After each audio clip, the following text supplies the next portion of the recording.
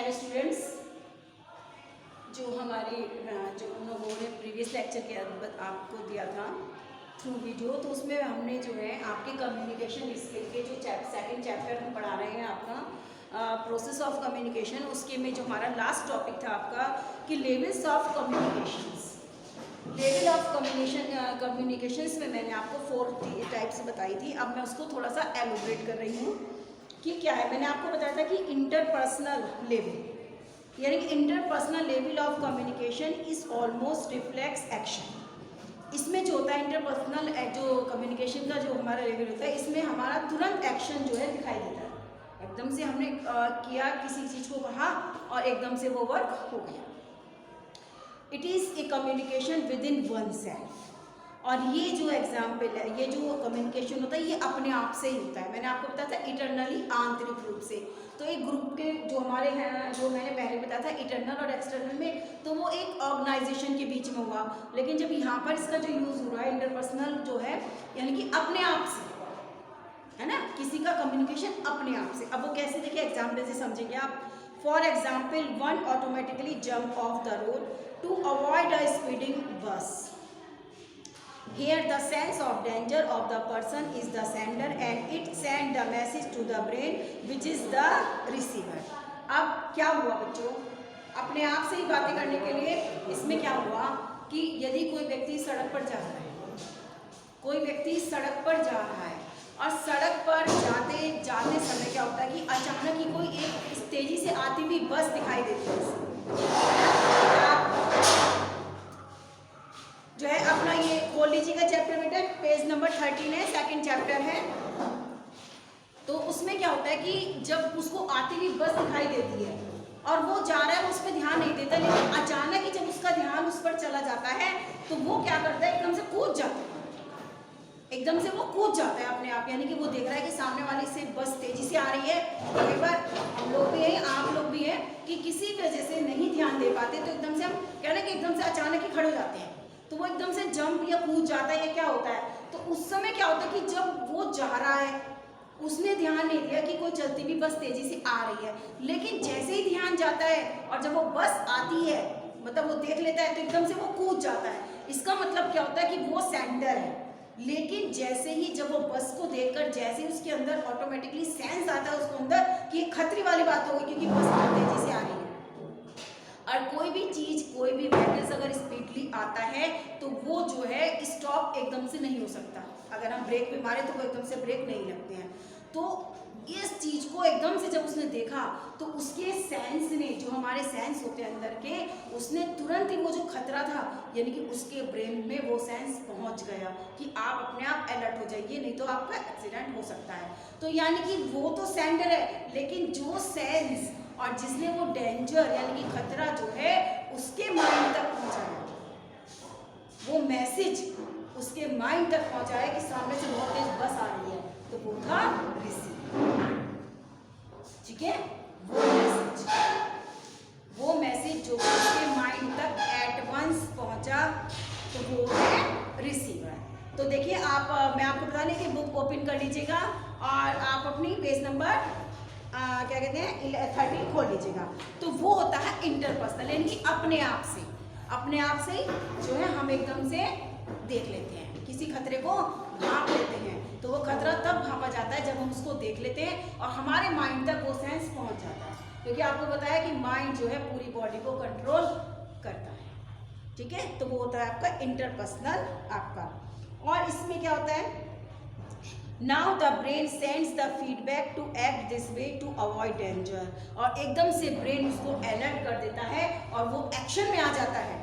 और वो क्या करता है, या तो तेजी से भाग लेगा या बैक हो जाएगा, क्योंकि उसको एक्शन लेना है एकदम से। जब उसको दिमाग में आ गया कि भैया खतरा दिखाई दे गया है, हमें पता चल गया कि हमारे सामने खतरा है, तो वो तुरंत एट वंस या तो वो दौड़ के उसको रोड को क्रॉस करेगा या पीछे हो जाएगा, यानी कि वो एकदम से एक्शन लिया गया, यानी कि खतरे को उसने भांप लिया।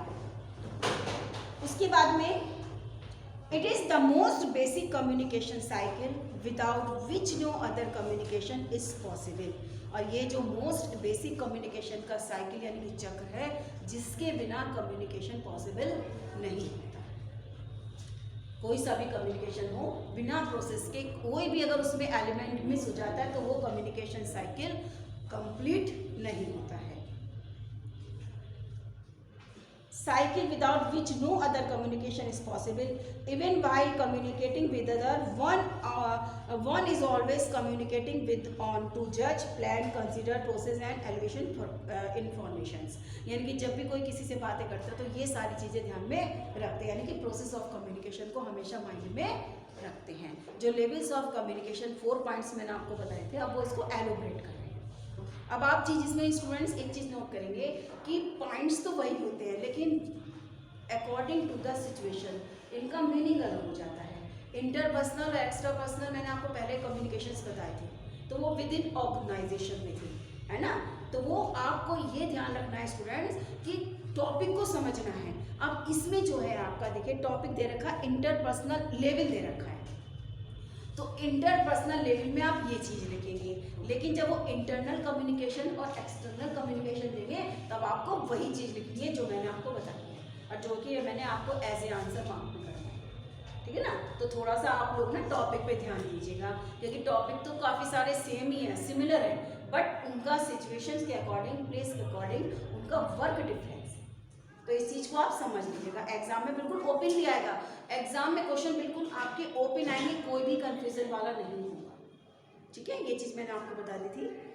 अब नेक्स्ट आता है इंटरपर्सनल कम्युनिकेशन, वो था इंट्रापर्सनल कम्युनिकेशन, अब दूसरा है interpersonal level. Interpersonal level of communication is sharing of information among people, यानी कि जैसे कि आप लोगों को ऑफलाइन क्लासेस लगती तो आपको हम इंफॉर्मेशन देते किसके बारे में, आपको कम्युनिकेशन स्किल जो आपका सब्जेक्ट है उसके बारे में हम आपको इंफॉर्मेशन देते, तो वही होता है इंटरपर्सनल लेवल पर कि जो इंफॉर्मेशन शेयर की जाती है। दिस कैन बी फॉर्मल और informal. For example, your interaction with your principal is different from your interaction with your teachers. Same thing कि ये जो है फॉर्मल और इनफॉर्मल भी हो सकता है। कम्युनिकेशन जरूरी नहीं है कि भाई हर जगह फॉर्मल हो, अब ये क्लासरूम में फॉर्मल होता है, बट आपका जो कम्युनिकेशन होगा वो अलग होगा, यानी कि प्रिंसिपल सर से फॉर्मल वे में प्रिंसिपल सर से कम्युनिकेशन आपका अलग होगा और टीचर से कम्युनिकेशन आपका अलग होगा। भाई प्रिंसिपल सर जो है हाईएस्ट अथॉरिटी होती है हमारे कॉलेज की, तो हम जब उनसे बात करेंगे point to point, cut to cut बात करेंगे, उनसे एक्स्ट्रा बात तो नहीं करने जाएंगे बिल्कुल, जबकि बहुत ज़रूरी ही कोई बात होगी तब आप जाएंगे। अदरवाइज जो नीचे हमारी जो authority head of the departments हैं, आप सोचेंगे कि उन तक वो हमारी प्रॉब्लम का सॉल्यूशन ना निकालें, और जब बात ऐसी होगी कि नहीं वो सही बताएंगे तभी आप उनके पास जाएंगे, तो डिफरेंस हो जाता है करने में। क्योंकि प्रिंसिपल सर से अगर बात करनी है तो हम बिल्कुल पॉइंट टू पॉइंट और विद इन फ्यू सेकंड अपनी बात कंप्लीट करके क्लास से बाहर, उनके ऑफिस से बाहर। लेकिन अगर हम हेड ऑफ द डिपार्टमेंट से बात करें, कुछ ऐसे होते हैं कि जो टाइम टू टाइम क्या होता है कि कुछ अच्छे मतलब हमारे टच में आ जाते हैं। आप अगर क्लास में टच, मैंने कहा स्टूडेंट्स पहले बताए थे कि टच में कौन से स्टूडेंट होते हैं, वही होते हैं जो एक्टिव होते हैं, स्मार्ट होते हैं और इंटेलिजेंट होते हैं। यानी कि हर चीज़ में इसमें फिजिकल एप्रिसिएशन से कोई मतलब नहीं है कि आप सोचो बॉयज़ या गर्ल की फिजिकल एप्रिसिएशन है, नहीं, उनकी वर्क, उनकी एबिलिटी, क्योंकि हर स्टूडेंट्स अपने आप को टॉप लिस्ट में रखना चाहता है कि कोई काम ने कहा। कुछ स्टूडेंट्स हैं बच्चों, हम लोगों को कुछ ऐसे स्टूडेंट्स हैं, हम लोगों गिने चुने ही नाम लर्न रहते हैं, वो भी उन लोगों के कि जो कि हम देखते हैं कि वाकई में एक्टिव हैं, जो काम कहा गया वो करेंगे। कई बार ऐसा होता है कि हम किसी ऐसे स्टूडेंट को काम देते थे, वो खुद ही अपना नहीं करता, वो हमारा ही क्या करेगा। पता चला काम दे दिया, 2-3 दिन हो गए काम करा, अरे मैडम जी हमारी तो क्या हुआ, मुझे पता चल गया कि ये काम करने वाला नहीं है हमारे स्टूडेंट, तो फिर हम दूसरों को देंगे। तो ऐसा होता है। तो यानी कि जो इन चीज़ों को देखना पड़ता है कि हम जो है अपना कैसे इंटरेक्ट करें। The communication in which we have to follow some rule, regulation and courtesy is called formal communication. ये मैंने जो आपको सारी बता रखी हैं, जो वो दे रखा है कि जब हम बच्चों फॉर्मल कम्युनिकेशंस करते हैं तो हमें उसमें रूल्स आपको फॉलो करने पड़ते हैं, हमें पोलाइटली बोलना पड़ता है, कर्टेसी बोलनी पड़ती है, मतलब बिल्कुल तरीका जो है नम्रता से बात करनी होती है, विद मैनर्स बात करनी होती है। अगर आप लोग भी अगर हमसे बात करेंगे तो विद मैनर्स बात करेंगे, क्योंकि हमारे में डिफरेंस है, हम आपके लेक्चरर हैं, आप हमारे स्टूडेंट्स हैं, तो आपको उसी वे में उसी लिमिट्स को देखकर आपको बात करनी होगी, तो है ना। तो ये चीज़ें ध्यान रखना, जो मैं पीछे पढ़ा चुकी हूँ वही सारी चीज़ें इसमें एक्सप्लेन कर रखी हैं। तो वो जो चीज़ें हमारी ऑलरेडी एक्सप्लेन हो चुकी हैं, अब अगेन एंड अगेन उसको एक्सप्लेन करना ठीक नहीं है। वो चीज़ें उन्होंने बता रखी है। फॉर्मल इनफॉर्मल कम्युनिकेशन में हर चीज़ एलोबरेट हो चुकी है, ठीक है, तब आप वो देखेंगे, उसी में यही सारी चीज़ें बताई हैं। अब इसके बाद आता है ऑर्गेनाइजेशनल लेवल, यानी कि आप ऑर्गेनाइजेशन लेवल पर कौन सी होती है लेवल जो उन्होंने बताए थे आपको, तो उसमें आपका था ना फर्स्ट, यानी कि थर्ड जो था। अब ऑर्गेनाइजेशन लेवल में देखिए, the level of communication is the life blood of an organization. अब जो लेवल ऑफ कम्युनिकेशन होता है वो किसी भी बिजनेस के लिए या किसी भी ऑर्गेनाइजेशनल के लिए ब्लड होता है। ब्लड से इन्होंने क्या एग्जाम्पल दिया है कि जिस तरह से बॉडी में वर्क करने के लिए, इसको अपना चलाने के लिए जिस तरह से हमारी वेन्स में ब्लड दौड़ता है, और जो एनर्जी जो फूड जो भी हम खाते हैं उससे तो वो एनर्जी मिलती है, लेकिन जो हमारा बॉडी जो वर्क करती है वो ब्लड से करती है ना। तो ब्लड इज़ इम्पॉर्टेंट। शरीर में ब्लड अगर किसी की कमी हो जाती है तो आपको मालूम है अनफॉर्चुनेटली उनकी डेथ भी हो सकती है। अगर किसी की कोई एक्सीडेंट हो जाए तो कहते हैं नहीं तो ब्लड काफ़ी बह चुका है तो खतरा है। तो ब्लड हमारे लिए एक इम्पॉर्टेंट चीज़ है जो हमारी बॉडी को एक्टिवेट करके या मोटिवेट करके रखता है। जो हम कुछ खाते हैं वो केवल एनर्जी देता है, उससे हमें हमारी बॉडी को जो चीज़ चाहिए, जितने भी न्यूट्रिशंस चाहिए वो मिलती है। तो इसी तरह जो ब्लड्स के उन्होंने एक एग्जाम्पल दिया, मेटाफिर यानी कि कंपैरिजन क्या है कि किसी भी ऑर्गेनाइजेशन के लिए जो ये ऑर्गेनाइजेशनल लेवल हैं, जो ये लेवल्स हैं, ये बहुत इंपॉर्टेंट हैं, मतलब बैकबोन है उन लोगों के। Due to the complex nature of modern business, communication based to be effective to enhance coordinated in different departments like planning, production, sales, stores, amount, finance, public relation, welfare it can be। यानी कि किसी भी जो organisation होता है या कोई company होती है तो ये जितने भी सारे फैक्ट होते हैं उसके लिए असेंशियल होते हैं। ये पीछे भी आप पढ़ चुकी हैं, प्रीवियस चैप्टर में ये चीज़ें एलोबरेट हो चुकी हैं कि ये सारे एसेंशियल फैक्टर्स हैं जो कि किसी भी ऑर्गेनाइजेशन को स्मूथली रन करते हैं या चलाते हैं। अब इसमें कौन सा इंटरनल कम्युनिकेशन, मैंने आपको बताया था कि इंटरनल और एक्सटर्नल कम्युनिकेशन जो हमारा पीछे हो चुका है टॉपिक, इंटरनल कम्युनिकेशन यानी कि आंतरिक रूप से। अब इंटरनल कम्युनिकेशन इस क्लासरूम में बैठे हुए हैं, जैसे अगर ऑफलाइन होती स्टूडेंट्स बैठे होते तो हम आपस में जो भी बातचीत करते तो वो हमारा इंटरनल कम्युनिकेशन हो जाता। इस पूरे पॉलिटेक्निक में ही यानी कि गेट से और पूरी बिल्डिंग तक हमारा इंटरनल कम्युनिकेशन होगा। चाहे हम गेट पे जो भैया बैठे हैं उनसे भी अगर बात करते हैं तो वो भी हमारा इंटरनल कम्युनिकेशन होगा, क्योंकि वो जो भैया हैं वो भी हमारे कॉलेज के ही हैं, कॉलेज में ही वर्क करते हैं। लेकिन गेट के बाहर अगर आप किसी और से बात करते हैं तो वो जाता है एक्सटर्नल कम्युनिकेशन, यानी कि वाई। ये मैंने आपको बता दिया था इंटरनल और एक्सटर्नल में क्या डिफरेंस है। तो बच्चों आपको इन छोटी छोटी बातों का बहुत ध्यान रखना पड़ेगा कि इंटरनल कम्युनिकेशन क्या होता है, इंटरनल लेवल क्या होता है, और एक्सटर्नल क्या होता है, और एक्सटर्नल लेवल क्या होता है। ये सारी चीज़ें आपको डिफरेंस को समझना पड़ेगा। और वो जो है मैं पीछे आपके जितने भी मेरी वीडियोस हो चुकी हैं आपके इस सब्जेक्ट से रिलेटेड, उसमें मैंने हर चीज़ को आपको बहुत अच्छी तरह से समझाया।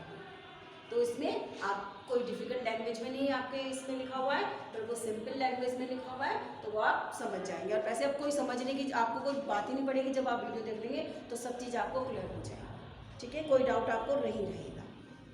उसके बाद personal, it is the communication which is not related to business. अब इसमें पर्सनल कम्युनिकेशन यानी कि बिजनेस वो ऑर्गेनाइजेशन लेवल के इन्होंने 3 पार्ट्स बता दिए। एक तो आपका इंटरनल, एक्सटर्नल एंड फिर पर्सनल। अब पर्सनल बात होती है यानी कि जो बिजनेस से रिलेटेड ना। अब अगर हम यहाँ पर ही कॉलेज में ही अगर आपसे कोई बात करें पर्सनली तो वो हमारे कॉलेज से रिलेटेड बात नहीं होगी, सिलेबस से रिलेटेड कोई बात नहीं होगी। तो अगर कोई पर्सनली होती है तो वो पर्सनल बात नहीं आ जाता है, तो उसका किसी से भी कोई संबंध नहीं होता। तो these are the 3 types of organizational level. अगर आता है जैसे 4 लेवल हैं आपके, अब मैं आपको समझा रही हूँ, जैसे 3rd अब ये आपका चल रहा है, फिर 4th आएगा मास लेवल। अब जितने भी लेवल हैं आपको मैंने कहा था कि इन शॉर्ट में आपको ये राइट करनी है, ठीक है, लेवल से रिलेटेड क्वेश्चन जरूर आएंगे। अब उसमें या तो वो किसी एक ही प्रॉपर पॉइंट को दे देंगे कि डिस्कस या एक्सप्लेन द ऑर्गेनाइजेशनल लेवल, है ना, कोई सा भी लेवल होगा वो आपको एक्सप्लेन करने के लिए बोल देंगे। तो आप उसी हिसाब से जैसे आपको आंसर देना है उसका आंसर वैसे ही राइट करेंगे। अगर आपको पूरे ही देते हैं तो आपको शॉर्ट में इन शॉर्ट में वो आपको करना, ठीक है। जब अभी आपके हम क्वेश्चन आंसर भी करेंगे आज, तो वो भी मैं आपको अब बताऊंगी, फिर आपको फिर इनमें काम कैसे करेंगे। अब ये पर्सनल आ गया। अब इन्होंने जो है बच्चों आपका पूरे में जो दे रखा है कि communication is very important for a business, no business can develop and progress in the absence of effective internal external communication. अब इसमें इन्होंने सारी चीज़ें बता दी है, यानी कि अब ये समअप है, यानी कि समरी है। जितने भी पीछे से हम कम्युनिकेशंस के बारे में पढ़ते चले आए हैं, अब ये सारी इन्होंने बता दी है कि एक बिजनेस को, क्योंकि ऑर्गेनाइजेशन से रिलेटेड है, और ऑर्गेनाइजेशन से मतलब या तो कोई इंस्टीट्यूट भी हो सकता है, कोई हमारा बिजनेस भी हो सकता है। अब उससे रिलेटेड जितनी भी बातें इन्होंने बताई होंगी, प्लानिंग है आपका, उसको एग्जीक्यूट करना, तो ये सारी चीज़ें यानी कि जितने भी हैं बता रखा है इन्होंने, ये सारी हमारी प्रीवियस चैप्टर में हर चीज़ें आपकी हो चुकी हैं। इफ़ेक्टिव कम्युनिकेशंस के बारे में बता दिया कि इफ़ेक्टिव कम्युनिकेशंस कैसे करेंगे, है ना। तो कोई किसी भी काम के लिए यदि हमें कोई फैक्ट्री या कोई भी कंपनी करती है, तो हमें जो हम एम्प्लॉय को हायर करते हैं, तो एम्प्लॉय को हायर भी ऐसे को करते हैं जिनको एक्सपीरियंसड हो, जो स्पेशलिस्ट हो उस चीज़ के। अब कोई हम कंपनी खोलें, कोई नया बिजनेस स्टार्ट करें, तो हम कभी भी न्यू कमर्स को हायर नहीं करते, क्योंकि ऑलरेडी एक तो पहले ही कंपनी स्टार्ट होने जा रही है। उसके बाद में अगर अनएक्सपीरियंस्ड वो उसमें एम्प्लॉय होंगे तो डिफ़िकल्ट सिचुएशन आ जाएगी। तो उसमें ये सोचते हैं कि भाई एक्सपीरियंस्ड होने चाहिए, जिनको काम करने का एक्सपीरियंस।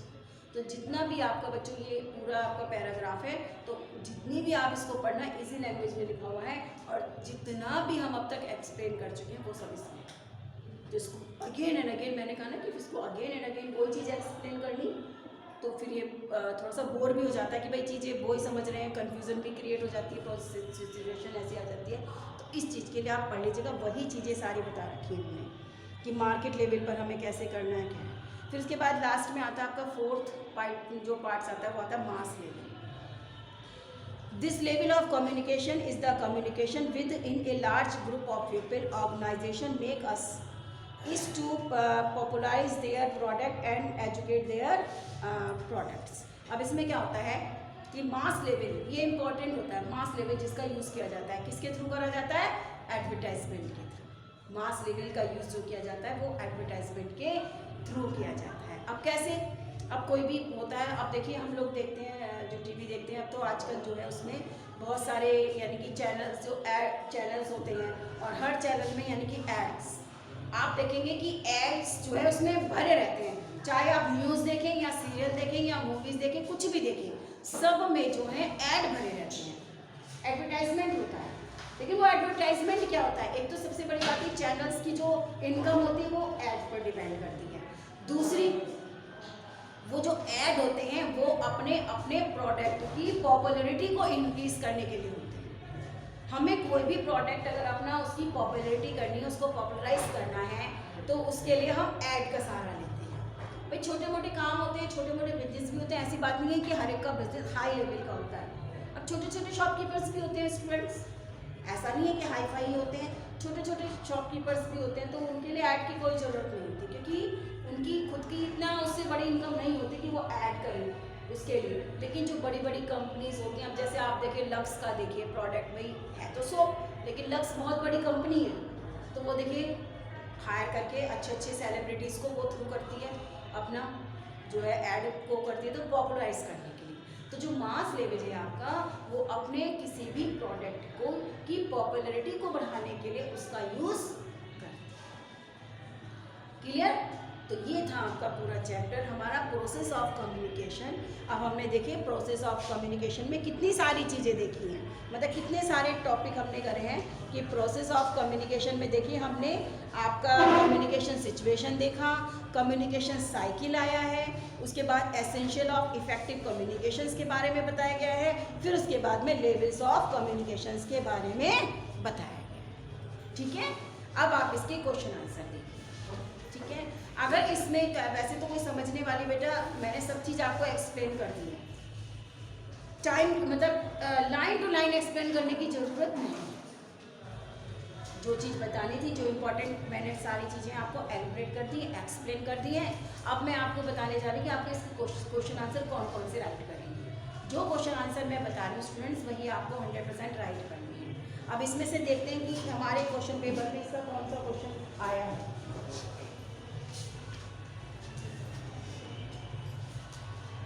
क्योंकि हर चैप्टर में से कोई ना कोई क्वेश्चंस आया हुआ है।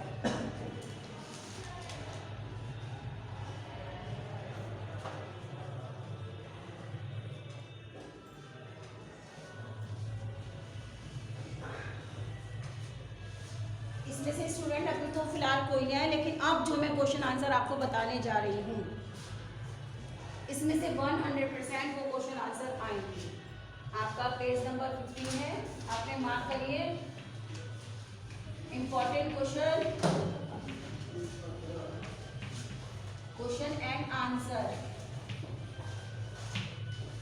अब मार्क करिए इंपॉर्टेंट क्वेश्चन आंसर। इसमें से 100% एक क्वेश्चन जरूर आ रहा है इस बार का। और कौन सा है ना, question number first, explain the process of communication. Yes, explain the process of communication. 101% इस बार इसको आना चाहिए। अब इसमें देखिए प्रोसेस ऑफ कम्युनिकेशन में ऊपर दे रखा है प्रोसेस ऑफ कम्युनिकेशन, ठीक है।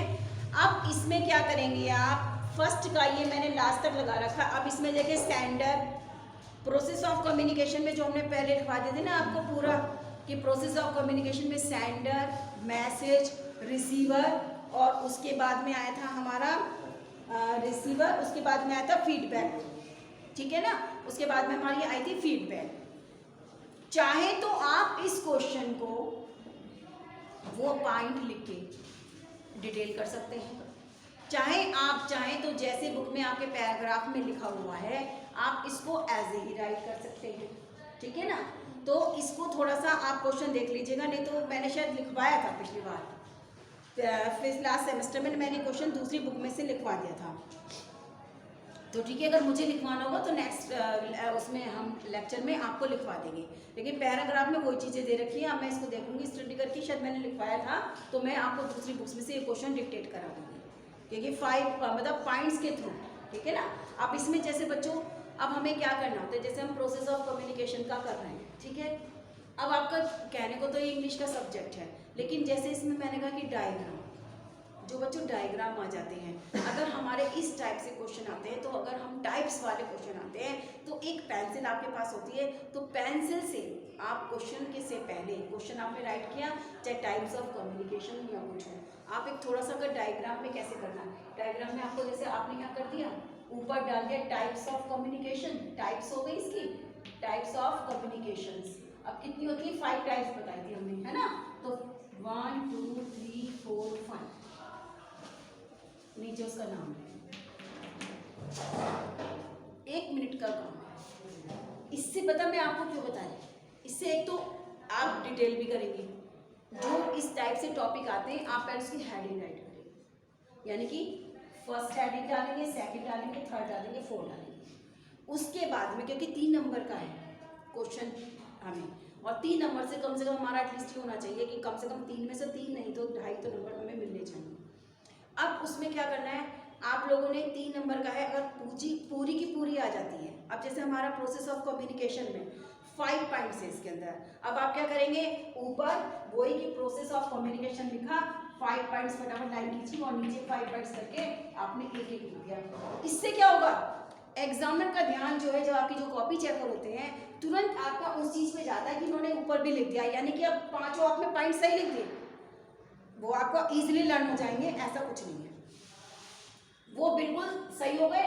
अब उसका दिमाग में एकदम से आ गई टाइप, इन्होंने प्रोसेस ऑफ कम्युनिकेशन बिल्कुल सही लिखे हैं, 5 पॉइंट लिख रखे हैं, तो पहले से क्या होता है, यानी कि वही वाली सिचुएशन ऑर्गेनाइज आपकी जो है इसमें इंट्रापर्सनल वाली सिचुएशन आ जाती है, इंट्रापर्सनल वाली सिचुएशन आ जाती है कि उसके दिमाग में एकदम से हो जाता है कि वो पॉइंट देखकर अरे स्टूडेंट्स ने बिल्कुल सही लिखा, जिन्होंने हमें ऊपर ही बता दिया।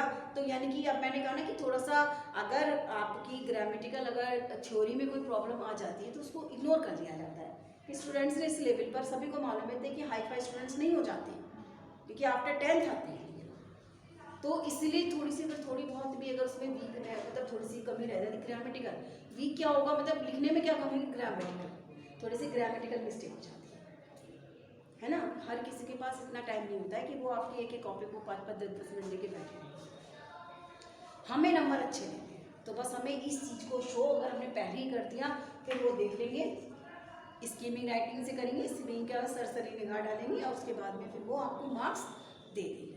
अब आता है हमारा, जैसे मैंने आपको बता दिया कि अब प्रोसेस ऑफ कम्युनिकेशन है, तो प्रोसेस ऑफ कम्युनिकेशन में आपके जो 5 पॉइंट्स हैं, पहले आप ऊपर लिख दीजिएगा प्रोसेस ऑफ कम्युनिकेशन, या मतलब सर्किल बना के लिख दीजिएगा। बिल्कुल ज़्यादा डेकोरेट वगैरह में कुछ नहीं करना है, सिंपली करना है। अब पेन से थोड़ा है प्रोसेस ऑफ कम्युनिकेशन, या पेन से, ब्लैक पेन से, और पॉइंट लिख दिए बना बना के 1 2 3 4, बस एकदम से ही हो जाता है कि वो चीज़ को कॉपी चेक करके नॉलेज में लाना कि हमने वो काम कर दिया। फिर आप उसको एलोबरेट करेंगे, ब्लैक पेन से आप हेडिंग करेंगे, और जो आप डिटेलिंग करेंगे वो ब्लू पेन से करेंगे। आपको केवल ब्लू और ब्लैक पेन ही यूज़ करना है, और कोई सा पेन यूज़ नहीं करेंगे, कोई कलरफुल स्केच पेन या पेन यूज़ नहीं करेंगे, ब्लू एंड ब्लैक आपको यूज़ करना है केवल। उसके बाद हो गया प्रोसेस ऑफ कम्युनिकेशन, ठीक है। उसके बाद explain the levels of communication. अब देखिए इसमें लेवल्स ऑफ कम्युनिकेशन आ गए, 4 टाइप्स के हैं जो हमारा टॉपिक चल रहा है, लेवल्स ऑफ कम्युनिकेशन। अब इसमें 4 टाइप्स के हैं। अब इसमें आपको क्या करना है, आप इसको 1 बाय 1 इन शॉर्ट आप क्या करेंगे, इसको करते रहेंगे, इन शॉर्ट आप इसको करेंगे। अगर सारे ही लेवल आ जाते हैं।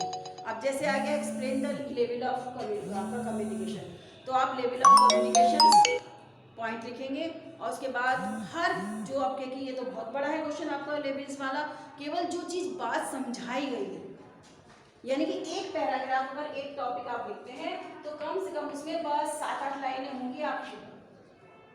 उसके बाद नेक्स्ट, यानी कि एक क्वेश्चन अगर इस टाइप से आता है, थोड़ा डिटेल में आता है, क्योंकि 3 मार्क्स का है, तो आप 1.5 पेज तक वो आंसर लिख सकते हैं। 1.5 पेज में आंसर शीट पे आप वो राइट कर दीजिए, ठीक है, और आप उसको कर दीजिएगा, तो आप इसमें कर सकते हैं। अगर प्रोसेस ऑफ कम्युनिकेशन या लेवल्स ऑफ कम्युनिकेशन में किसी कोई प्रॉपर ही आ जाता है कि वो आपका एक्सप्लेन ऑर्गेनाइजेशनल लेवल, तो आपके सामने है, पढ़ा आपने सब कुछ है, आपको जब आप लिखेंगे तो इसमें भी आप तो अपनी तरफ से, क्योंकि सारी चीज़ें कम्युनिकेशन से रिलेटेड है, और जो प्रीवियस लेक्चर्स है उसमें अच्छी तरह से बता दिया गया है, और बुक में आपके लिखा हुआ है, तो लाइनें खींच लीजिएगा, इंपॉर्टेंट लाइन को पेंसिल से मार्क कर लीजिएगा, और जो है आप उसको माइंड में रखिए कि आप क्वेश्चन कैसे तैयार करेंगे। क्वेश्चन आप, यानी कि सारे एक क्वेश्चन में भी आप ऐसे करके तैयार करेंगे, इनको सेपरेटली भी उसको ध्यान में रखते हुए भी तैयार करेंगे कि ऑर्गेनाइजेशन लेवल अगर आ गया है तो हमें उसके बारे में कौन कौन सी बातें राइट करनी, इस तरह से आप ये क्वेश्चन करेंगे। सेकंड क्वेश्चन ये, अब आपका what is the importance of feedback in a communication, आपका ये है third, what is the importance of feedback in a communication. अब आपका इसमें देखिए पेज नंबर 13 में है आपका, without feedback the sender has no way of knowing से लेकर एम्बिगुअस तक, when the sender's feedback is ambiguous. आप यहाँ तक राइट करेंगे 13, page number 13, answer number of question number 3, page number 13 पे ऊपर ही सबसे पहली ही लाइन है आपकी, without feedback the sender has no way or ambiguous तक। ये आपका क्वेश्चन नंबर 3 का आंसर हो गया। 4, व्हाट इज द कंसिडर्ड, आप देखिए केयरफुली, आप वीडियो को अच्छी तरह से स्टूडेंट्स देखिए कि अब कैसे करना है। अब है आपका question number 4, what is the considered breakdown of communication, what are the most common reason of breakdown in communications, यानी कि आपका 5th 3, 4, 5th जो 3 क्वेश्चन है उनका आंसर यही है, समझ गए। जो क्वेश्चन आपका जो 3 नंबर का जो क्वेश्चन का आंसर है वही आपके 4 और 5 क्वेश्चन का आंसर भी वही है, केवल क्या है इन्होंने जो है थोड़ा सा लैंग्वेज चेंज कर दी है, लेकिन आंसर वही है। अब देखिए 4 में कि what is the considered breakdown of communication, अब ब्रेकडाउन का जो है उसमें कौन से कम्युनिकेशन में कौन से ब्रेकडाउन कंसिडर्ड होते हैं, मतलब वही हुआ फीडबैक वाला। उसके बाद में दे दिया most common reason of breakdown in a communication, कि कम्युनिकेशन में ब्रेकडाउन का मेन रीजन क्या है, वही चीज़ है। तो इनका सबका आंसर एक ही है, ठीक है, ये आंसर वही है, इसमें से एक ही क्वेश्चन आएगा, कोई सा भी आ जाए 3rd, 4th, 5th इन सब का आंसर ए थी। अब आता है 6, what is the importance of intrapersonal level of communication in relation to other levels of communication। अब देखिए इंट्रापर्सनल लेवल कम्युनिकेशन आ गया है आपका। अब इसमें इंट्रापर्सनल यानी कि आपका जो 6 है आपका, उसका answer intrapersonal level, page number 13 open. अब देखिए स्टूडेंट, जिनके पास बुक्स अवेलेबल नहीं है, जिनके पास बुक्स नहीं है वो अपना कम से कम एटलीस्ट चैप्टर नंबर 2 डाल लीजिएगा। क्वेश्चन नंबर 2 जो भी मैं आंसर, क्वेश्चन नंबर 6 है तो क्वेश्चन नंबर 6 का आंसर पेज नंबर 13, यानी कि जब आपके पास बुक अवेलेबल हो जाएगी तो कम से कम आपको आसानी रहेगी, बिल्कुल आसानी रहेगी। हैंड पैड बिल्कुल आराम से नहीं देखिएगा, वीडियो देखिए, पिक्चर देखिए और काम खत्म नहीं, उसको तुरंत आप एक्शन में लीजिएगा। तो इस तरह से आपका देखिए पेज नंबर 13 पर है इंट्रापर्सनल लेवल। इंट्रापर्सनल लेवल आप उसका पूरा paragraph, intrapersonal level of communication से लेकर एलिवेटेड आपका एलिवेट इंफॉर्मेशन तक पूरा पैराग्राफ आप राइट कर देंगे। ये आपका है क्वेश्चन नंबर 6 का answer. 7, in what situation is mass level communication used by the organization, है ना। अब ये 7 में मास लेवल, यानी कि देखिए in what situation is mass level communication used by the organization. अब आपके में मास लेवल में तो बच्चों बहुत छोटा सा दे रखा है, यानी कि किस सिचुएशन में ऑर्गेनाइजेशन मास लेवल का यूज करती है। अब किस सिचुएशन में करती है, अब इसको थोड़ा सा आप, ये क्वेश्चन आता है मास लेवल वाला, आप इसको थोड़ा सा एलोबरेट करेंगे अपनी तरफ से बढ़ा के। अब वो समझाती हूँ मैं कैसे।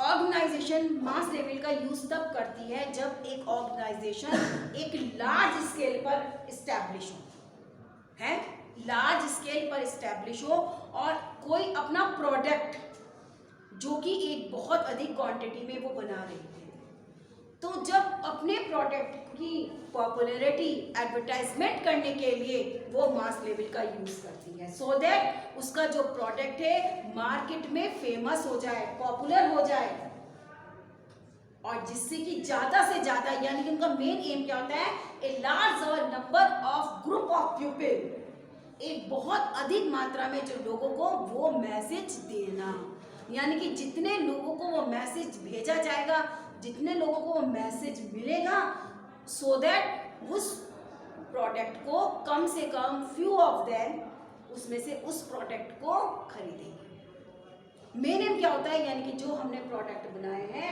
उसको सामने वाला खरीदे, परचेज कर ले। काम तो तभी चलेगा जब वो प्रोडक्ट सेल, और अपने प्रोडक्ट की सेल बढ़ाने के लिए ही मास लेवल का यूज किया जाता है। फिर आप थोड़ा सा एलोबरेट कर देना, एडवर्टाइजमेंट, एड एजेंसीज, क्योंकि ये काम कौन करती है, एड एजेंसीज।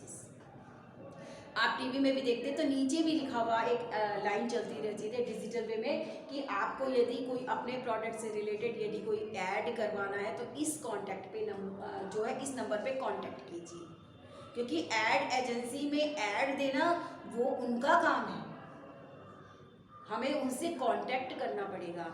फिर एक ऐड, अब जो बड़ी बड़ी हैं आप देखते हैं टीवी में, हम लोग देखते हैं एडवर्टाइजमेंट, तो अब उन एडवर्टाइजमेंट को हम जब देखते हैं तो आपको मालूम है कि देखिए वो कंपनी, क्योंकि एक बहुत बड़ी कंपनी होती है, बड़ी बड़ी जो ऑर्गेनाइजेशंस होती हैं जो कि किसी सेलिब्रिटीज़ को हायर करके वो ऐड को बनवाती हैं, है ना, क्योंकि उनको पैसा तो ऐड सेलिब्रिटीज़ को भी देना उस ऐड को भी देना, लेकिन उन्हें मालूम है ना कि इनका प्रोडक्ट जो बनेगा वो बहुत अधिक मात्रा में सेल है।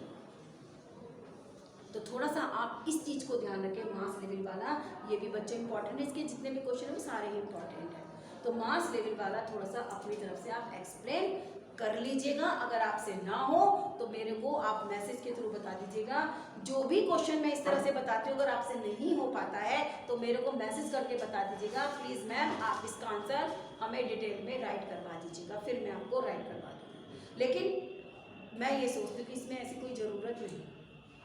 आपको मास लेवल का मैंने मीनिंग बता दिया है कि एड एजेंसीज होती हैं, एडवर्टाइजमेंट के थ्रू कोई भी ऑर्गेनाइजेशन जो बड़े स्केल पर इस्टेब्लिश होती है, स्थापित होती है, अपने प्रोडक्ट को बढ़ाने के लिए इन मास लेवल का सहारा लेती है।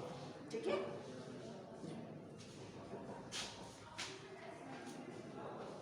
उसके बाद में आता है आपका 7 के बाद में 8। Define the communication process, explain it with the help of schematic representations. अब देखिए प्रोसेस ऑफ कम्युनिकेशन, यानी कि अब इसमें देखिए आपका प्रोसेस ऑफ कम्युनिकेशन अगेन आ गया है, ठीक है। प्रोसेस ऑफ कम्युनिकेशन हमने पहले भी प्रीवियस आपको पहले करवा दिया, मतलब वही है, इसमें कुछ नहीं है आपको करवाना। अब देखिए 9, right A short note on process of communication cut, describe the process of communication cut, define communication and also explain the process of communication. Repeat हो रही है, सब कट कर दीजिएगा, क्योंकि हमारा जो पहला ही क्वेश्चन है process of communication already in सबका आंसर है, तो ये क्वेश्चन आपको नहीं राइट करने हैं, कट मार दीजिए, ठीक है ना। क्योंकि क्या मांग क्या रहेंगी, रिक्वायरमेंट्स क्या है, प्रोसेस ऑफ कम्युनिकेशन। तो आपके इन सेकंड चैप्टर में जो पीछे भी थे बहुत इंपॉर्टेंट, जो कि आने 101% आना है, इसमें अब की बार जो आपके एग्जाम में आएंगे प्रोसेस ऑफ कम्युनिकेशन 101% आएगा। आपको इसमें क्या करना है, तीनों ही क्वेश्चन, मतलब 3 कौन से क्वेश्चन हो गए, एक तो प्रोसेस ऑफ कम्युनिकेशन हो गया, लेवल ऑफ कम्युनिकेशन हो गया, और ब्रेकडाउन ऑफ कम्युनिकेशन। ये these three points are very important for this year। ये तीनों ही इंपॉर्टेंट पॉइंट है, ब्रेकडाउन, लेवल और प्रोसेस। आपको यही 3 क्वेश्चंस करने हैं, इनमें से वन ऑफ देम आपको एक क्वेश्चन 100% एग्जाम में मिलेगा, और जहाँ तक है प्रोसेस ऑफ कम्युनिकेशन 100% देना चाहिए, समझ गए। तो आपको यही 3 क्वेश्चंस करने हैं, बाकी इन्होंने क्या है अलग अलग उसमें रिमाइंड कर दिया, केवल आपको you have to do only 3 questions, क्योंकि तीनों ही डिफरेंस है। आप लेवल का अलग करिए, प्रोसेस ऑफ कम्युनिकेशन अलग लिखिए, और ब्रेकडाउन वाला अलग लिखिए, बस, ठीक है। तो आपको you have to do only 3 question in this chapter. बाकी जो आपके मैंने 6 और 7 जो आपके दे रखे हैं, क्योंकि वो लेवल में आ जाएंगे, जो इंट्रापर्सनल है, इंटरपर्सनल जो लेवल वाले हैं वो तो लेवल में आ ही जाएंगे, तो आपको दोबारा राइट करने की ज़रूरत नहीं है स्टूडेंट्स, बस आप उन्हीं को अच्छी तरह से कर लीजिएगा। तो today we have completed our second chapter. तो आप केवल क्वेश्चन आंसर कर लीजिएगा, केवल 3 ही कर लीजिएगा, बाकी सब मैंने आपको अच्छी तरह से बता दिया। Clear students. तो ये आपके हमारे थ्योरी के नोट कर लेंगे, ठीक है। तो आप जरा इनकी थोड़ा सा आप देख लीजिएगा, जो मैंने जितना भी कुछ पढ़ाया है स्टूडेंट्स, क्वेश्चन आंसर मैंने आपको मार्क करा दिए हैं, जो भी कुछ है आप थोड़ा सा 1 मिनट आप इसको स्टडी करिए, जो भी कुछ है। अभी 1 मिनट के बाद फिर हम स्टार्ट करते हैं नेक्स्ट टॉपिक।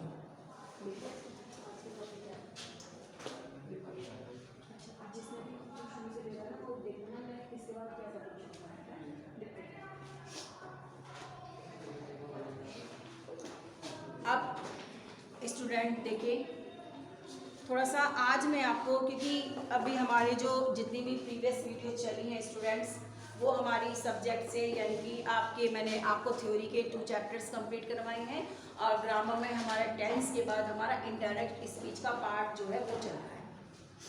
आज मैं थोड़ा सा सोचती हूँ कि थोड़े से आपको एग्ज़ाम से रिलेटेड, हम जो है एग्ज़ाम से रिलेटेड थोड़ी सी आपको इंफॉर्मेशन दे दें कि which method you can get good marks, है ना, कि आपको एग्ज़ाम में लिखने के लिए, क्योंकि अब बच्चों स्टूडेंट्स हमारा लेवल अब आपका हाई हो गया है 10th तक या 12th तक, कि हम एक स्कूल एज होती है ना, स्कूल टाइमिंग होती है 10th और 12th तक।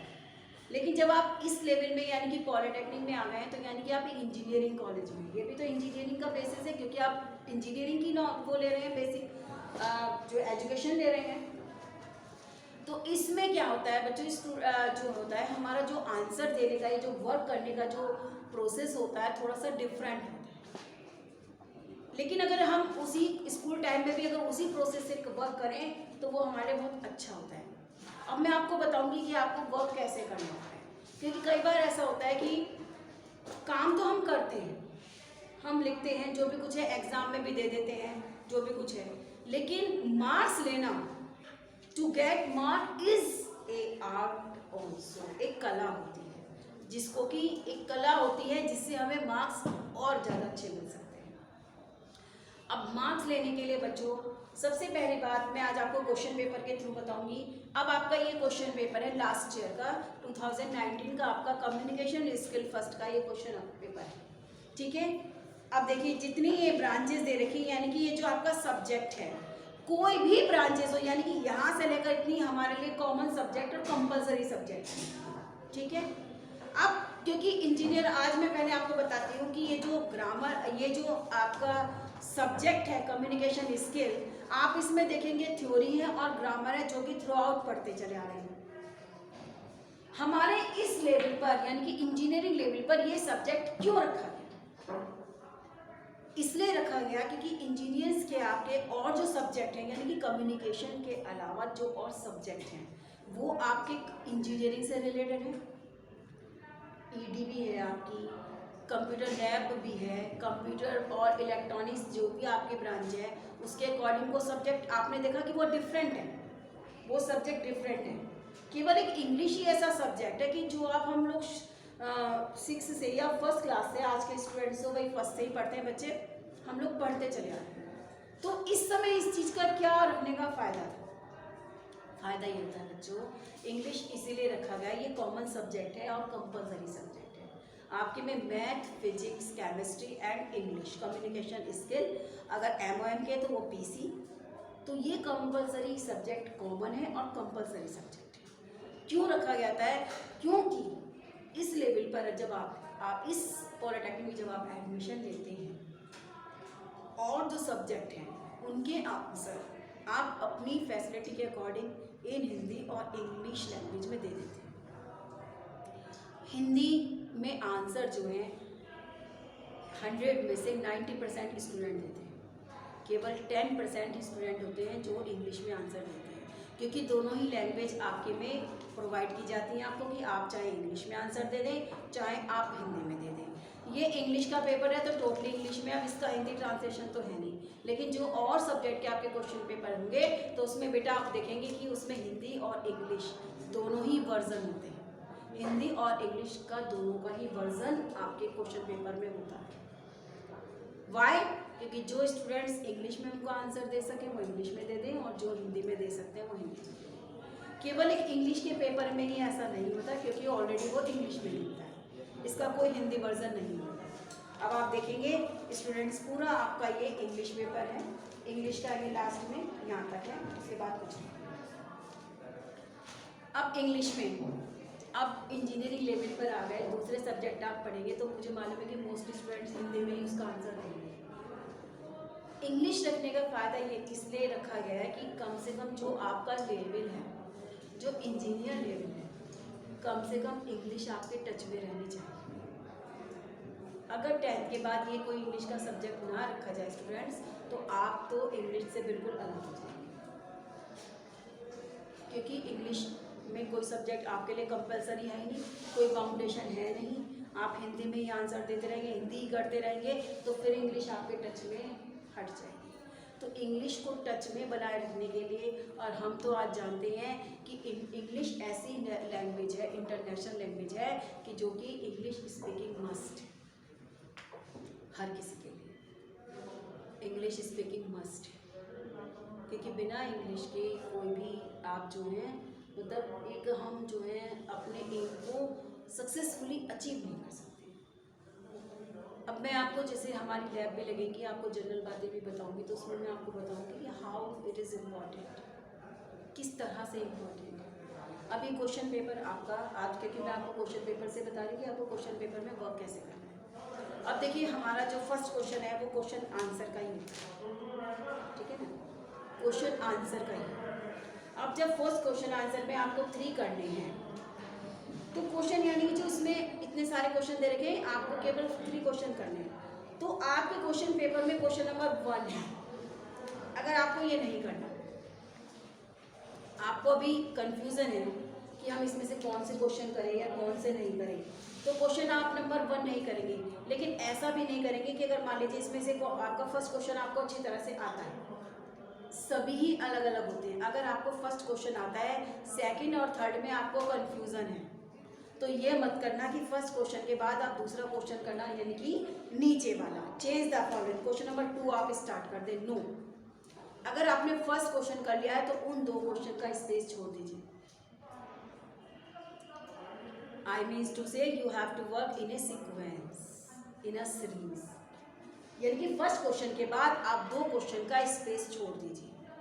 नहीं तो ये क्वेश्चन आप सबसे बाद में करिए, जब भी आपको लगे कि अब मैं तीनों क्वेश्चन का आंसर लिख सकता हूँ। अब आप सेकंड क्वेश्चन स्टार्ट करते हैं, क्योंकि थ्योरी केवल यही थी, उसके बाद में लेटर्स और पैराग्राफ है, लेकिन क्वेश्चन के आंसर से रिलेटेड थ्योरी यही थी। उसके बाद आता है आपका ग्रामर पोर्शन। ग्रामर में आपका change in the following indirect forms of speech.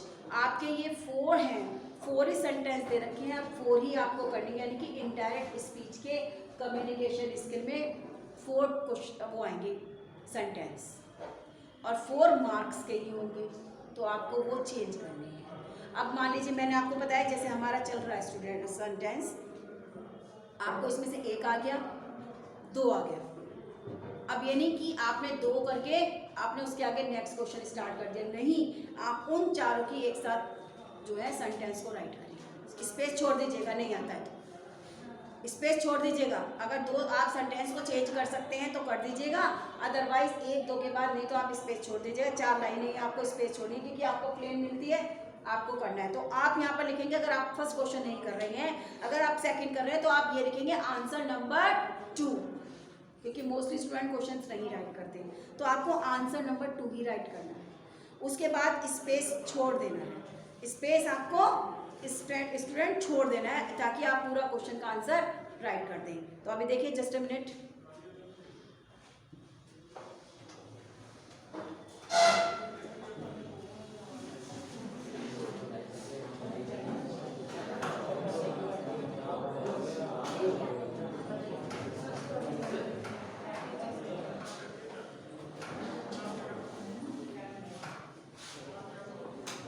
उसके बाद स्टूडेंट आता है आपका पैसिव वॉइस, ठीक है। उसके बाद आपके पैसिव वॉइस के भी आपके 4 सेंटेंस हैं, और 4 सेंटेंस ही आपको राइट करनी है, और इस पे तो वही आपको सेम सीक्वेंस में, ठीक है ना, उसी सीक्वेंस में आपको राइट करना है। उसके बाद क्योंकि ग्रामर में करने में ज़्यादा टाइम नहीं लगता है स्टूडेंट्स, उसके बाद आपका कंपोजिशन बेस, यानी कि पिक्चर कंपोजिशन और पैराग्राफ राइटिंग, इन दोनों में से आपको एक करना है।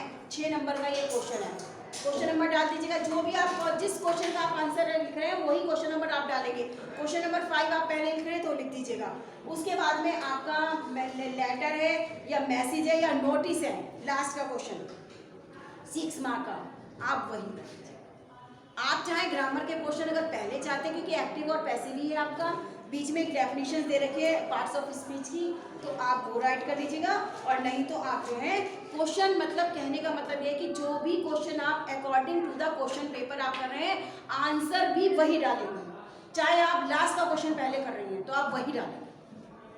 इससे क्या होगा, सीक्वेंस में जब आपके स्टूडेंट्स काम चलेगा तो एग्जामिनर को एक तो क्वेश्चन के आंसर, मतलब क्वेश्चन नंबर ढूंढने में दिक्कत नहीं होगी, ईजिली वो वर्क चेक करते हैं। क्योंकि कई बार हम लोगों ने भी कॉपी चेक करी तो बड़े इरिटेशन हो जाती है कि एक क्वेश्चन का 2 पार्ट, यानी कि डायरेक्ट स्पीच के 2 सेंटेंस यहाँ बना दिए और 2 वो आगे बना दिए। अब उसने तो नंबर यहाँ दे दिए, अब उसकी, क्योंकि हमें आंसर जब आप देखेंगे क्वेश्चन आंसर शीट, उसमें एक फॉर्मेट बना होता है, उसमें लिखना होता है कि फर्स्ट क्वेश्चन में आपने 3 पार्ट्स किए तो कौन कितने नंबर है, तो वो एग्जाम को वहाँ पे नंबर रखने पड़ते हैं। अब उस उसने क्वेश्चन नंबर सेकंड में 2 मार्क्स वहाँ कर दिए, अब देखा बच्चे ने लास्ट में वो 2 और कर दिए, तो यानी कि उसे कटिंग करनी पड़ेगी, 2 की जगह 4 करना पड़ेगा, तो इससे क्या होगा, एग्जामिनर इरिटेट हो जाएगा। तो हमें काम जो है क्वेश्चन पेपर के सीक्वेंस में ही करना होगा स्टूडेंट्स। आज मैंने आपको थोड़ा सा क्वेश्चन पेपर के उसमें समझाया है, तो बाकी जो होगा नेक्स्ट हमारा नेक्स्ट उसमें वीडियो में होगा। Till then stay home, stay safe.